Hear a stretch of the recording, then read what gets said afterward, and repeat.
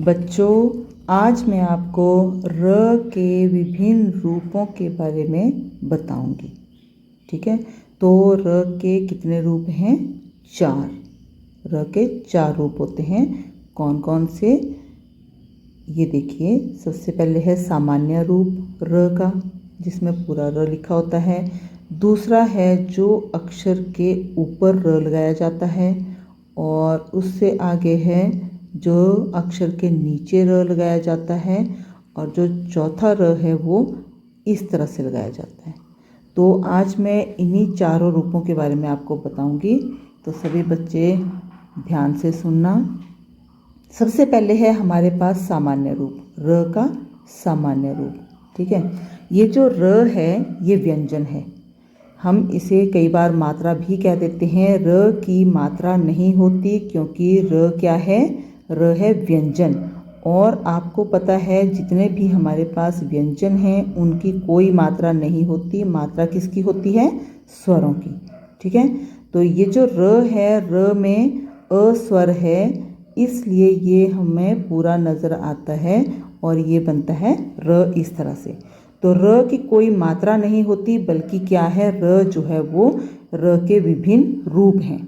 तो सामान्य रूप है हमारे पास र का, जिसमें हमने कुछ शब्द लिखे हुए हैं। रचना, रचना में र, करना में र, भरत, भरत में र, रविवार में देखिए 2 र हैं, और रात में र। ये है इसका सामान्य रूप। ये इन शब्दों में र का पूरा प्रयोग किया गया है।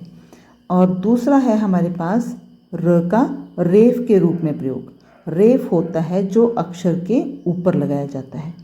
समझ में आ गया? देखिए, यहाँ पर आपके पास शब्द दिए हैं बर्तन। तो बर्तन में आपने देखा त के ऊपर र लगा है। अब आप इसको बोल करके देखिए, बर्तन, बर्तन। र की आवाज़ कैसे आ रही है? हल्की सी आवाज़ आ रही है। और ये जो हल्की सी आवाज़ आ रही है, इसका मतलब है कि ये क्या है? आधा है। जो अक्षर के ऊपर र लगाया जाता है वो क्या होता है? आधा होता है। तो हम बोलेंगे बर्तन। बर्तन में र जो है वो उसके बाद त की आवाज़ आ रही है। सभी बच्चे ज़रा ध्यान देना, आप बोल करके देखिए बर्तन। बर्तन में र की आवाज़ कहाँ आ रही है? र के बाद जो है वो त की आवाज़ आ रही है। ठीक है, तो ये जो बर्तन हमने बोला, तो जिस अक्षर के ऊपर र लगा है उस अक्षर को हम बाद में बोलेंगे और र को हम पहले बोलेंगे। तो इसकी आवाज़ जो है वो यहाँ आ रही है। ये देखिए, यहाँ पर आ रही है ना? तो हम बोलेंगे बर्तन। तो सभी बच्चे ध्यान रखना कि जब हम शब्द बोलते हैं उसमें जब र का प्रयोग किया जाता है, तो जिस अक्षर के ऊपर र लगा होगा वो उस अक्षर से पहले बोला जाएगा, लेकिन लगाया कहाँ जाएगा? उस अक्षर के ऊपर। अब हम दूसरे शब्द जो हमने लिखे हुए हैं उनके ऊपर ध्यान देंगे। यहाँ पर हमने लिखा है धर्म। धर्म में भी देखिए, जो र है वो कहाँ आ रही है? उसके बाद ध के बाद, ध के बाद है, लेकिन म जो है वो अंत में बोला जा रहा है। धर्म, धर्म। तो र जो है वो उसकी आवाज़ म से पहले आ रही है। तो ये जो म से पहले आवाज़ आ रही है, इस र को हम कहाँ लगाएंगे? म के ऊपर।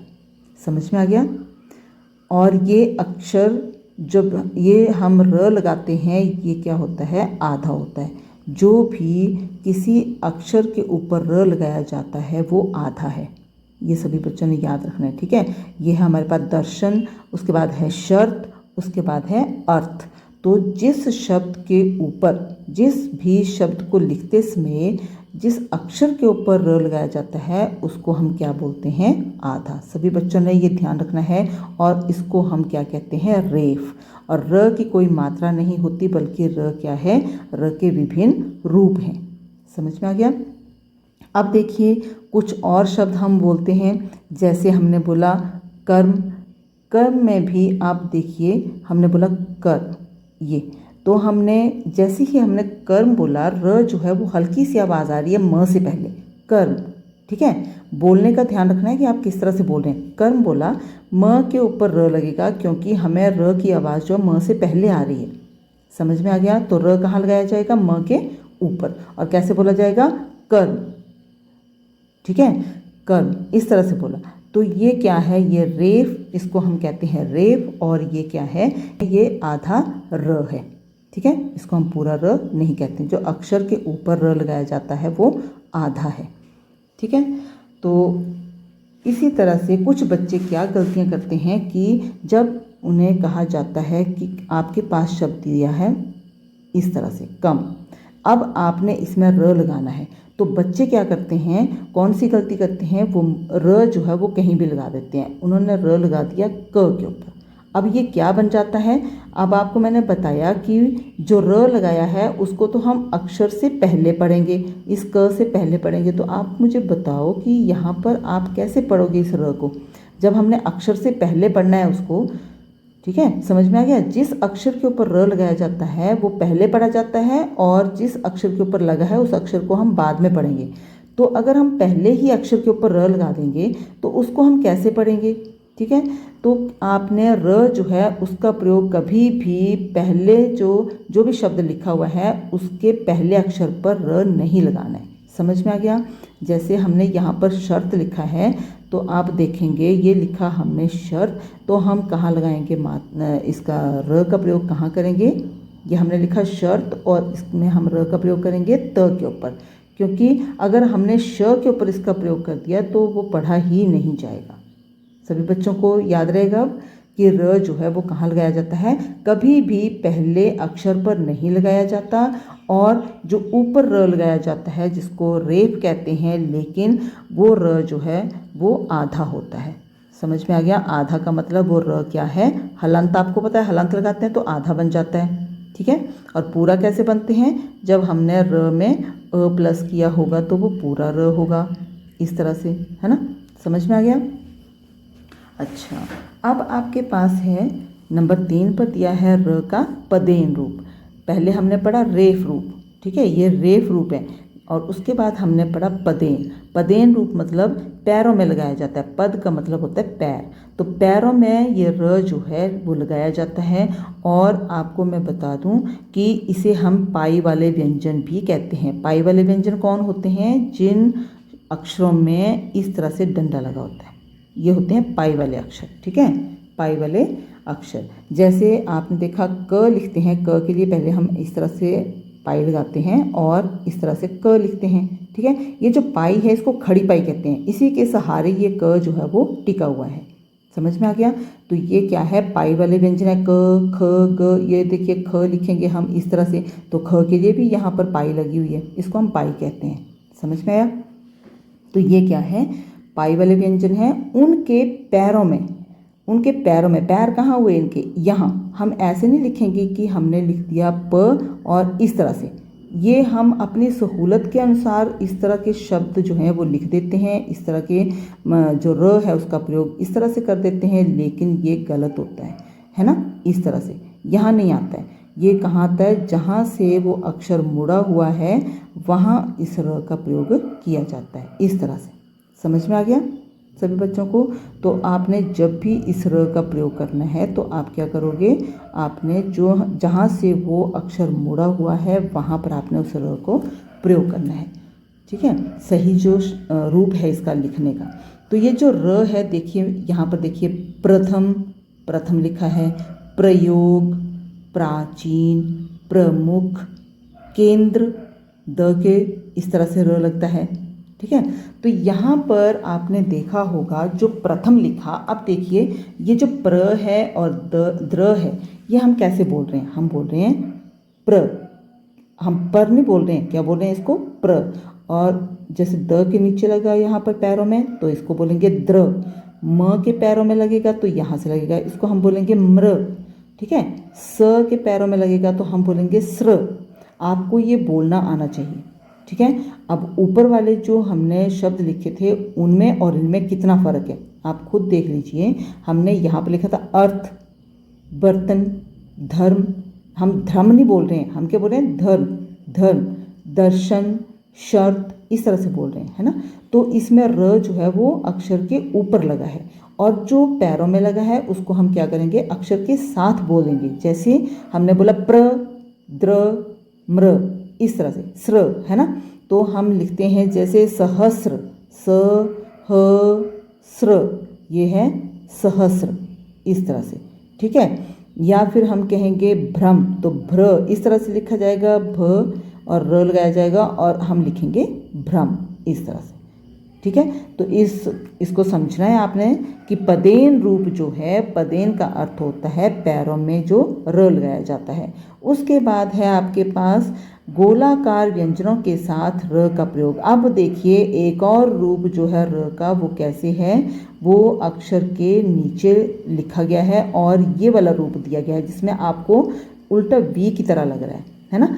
तो इसमें क्या किया है, ये क्यों लगाया जाता है, ये सबसे पहले तो आप ये याद रखना, ये कभी भी जो आप लिखते हो ना, प लिखते हो, प के इधर लगा देते हैं कुछ बच्चे, ये गलत हो जाता है। ठीक है, द के नीचे लगा देंगे तो इस तरह से ये भी गलत है। ये तो गलत है भाई, अपनी सहूलत के लिए आप कहीं से भी कुछ भी लिख देते हैं, ये सारा गलत रूप है। ठीक है, तो इसको हम ऐसे नहीं लिखेंगे। और यहाँ पर तो आपको मैंने ऊपर बता दिया कि इसको हम इस तरह से लिखेंगे। अब हम पढ़ेंगे जो हमारे पास अगला र है, उसका प्रयोग कहाँ किया गया है और कैसे किया गया है। तो ये जो र है, गोलाकार व्यंजन कौन से होते हैं, गोलाकार व्यंजन होते हैं जैसे ट हो गया, ट हो गया, ये क्या है, गोलाकार, मतलब नीचे से क्या है, गोल हैं। जो हमारे पास नीचे से गोल होंगे उनके नीचे विद्वानों ने इस तरह के र का प्रयोग करने के लिए कहा है। क्यों, अब ये भी हम समझ लेते हैं कि इस तरह का र जो है वो क्यों विद्वानों ने प्रयोग करने के लिए बताया है। क्योंकि आपको पता है जब हम आधा ट डालते हैं या तो हम ट को हलंत करेंगे, ठीक है, तो ये आधा पढ़ा जाएगा। या फिर हम किसी शब्द को जब लिखते हैं तो ट के नीचे ठ लगाएंगे तो हमें पता है कि ये आधा ट है ऊपर और नीचे वाला जो है वो पूरा है। समझ में आ गया।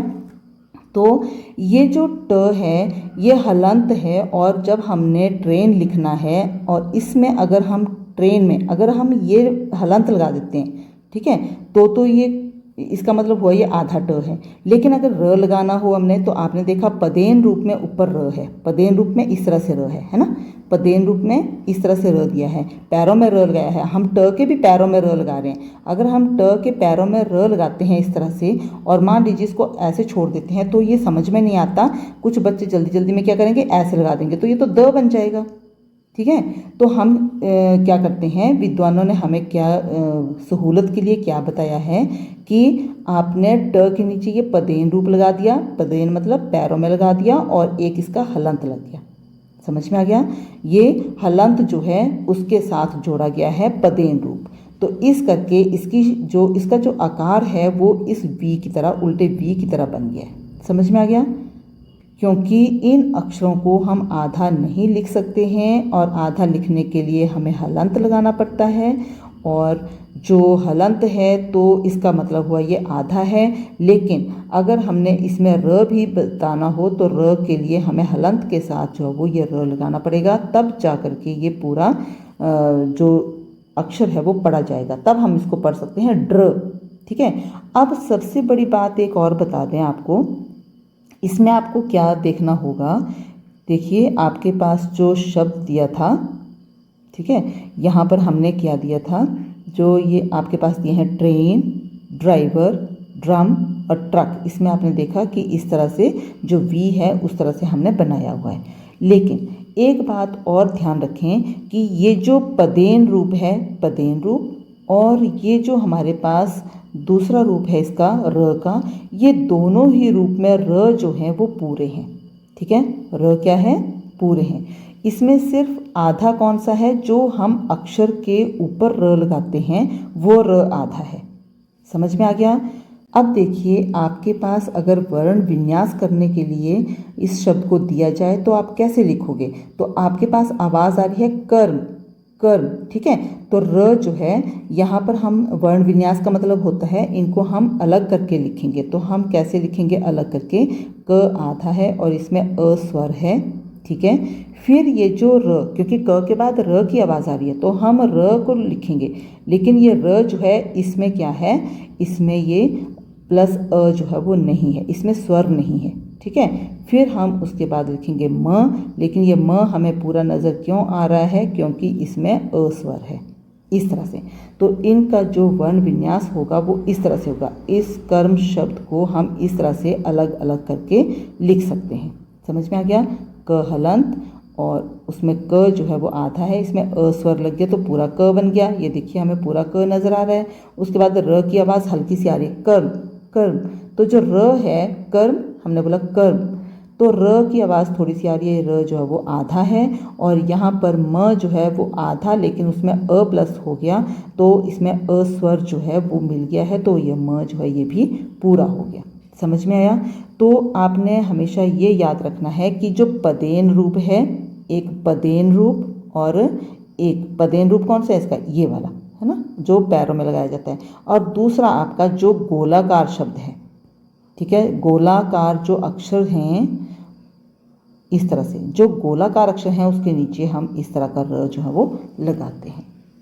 ठीक है, और सभी बच्चे ये भी याद रखना कि कभी भी अक्षर के शुरू में जो है वो र नहीं लगाया जाता है। जो पहला अक्षर है उसके ऊपर कभी भी र नहीं लगाया जाता है। ठीक है, तो इसके बाद जो है ये हुए हमारे पास र के विभिन्न रूप। धन्यवाद।